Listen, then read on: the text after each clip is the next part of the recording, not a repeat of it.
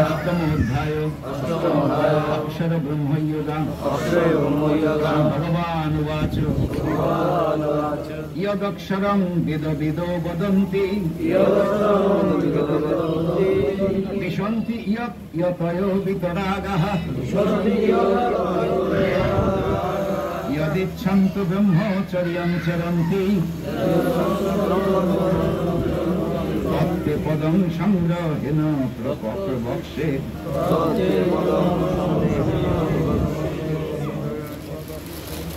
এখন ভগবান সেই বেদবিজ্ঞানের বলা অক্ষর ব্রহ্ম কি সে কথা তিনি বলবেন, তাই তিনি একটি ভূমিকা করলেন। কি ভূমিকা করলেন? যে বেদবেত্তাগণ যাকে অক্ষর পুরুষ বলে বর্ণনা করেছেন, ব্রহ্ম অক্ষর ব্রহ্ম বলে বর্ণনা করেছেন। আমি আরেকটা কথা বলে নিই, ব্রহ্ম বেদে দুরকম বলা হয়েছে, একটা ক্ষর ব্রহ্ম, একটা অক্ষর ব্রহ্ম। ক্ষর ব্রহ্ম কোনটি? যে ব্রহ্মের পরিণাম আছে।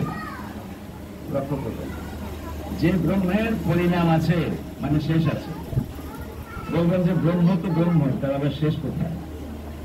সেই ব্রহ্ম জীবকে বা কোন দেহকে ধারণ করে আছেন বলে তার শেষ আছে। সুতরাং যিনি সীমিত ব্রহ্ম, অর্থাৎ যে ব্রহ্ম ব্রহ্মেরই অংশ, কিন্তু যিনি একটি সীমিত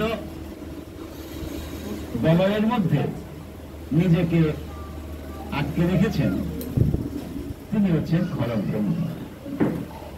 কাজেই অক্ষর ব্রহ্ম হচ্ছে যিনি দেহের মধ্যে আটকানো নাই, যিনি সমস্ত জীবসত্তার মধ্যে চেতনা রূপে রয়েছেন, তিনি হচ্ছেন অক্ষর ব্রহ্ম।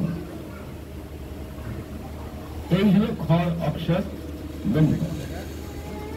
সুতরাং সেই অক্ষর ব্রহ্মের কথা বেদবেত্তাগণ যে বলেছেন,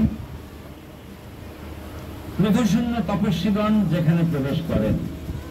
এখন ক্রোধের কথা আসলো আবার।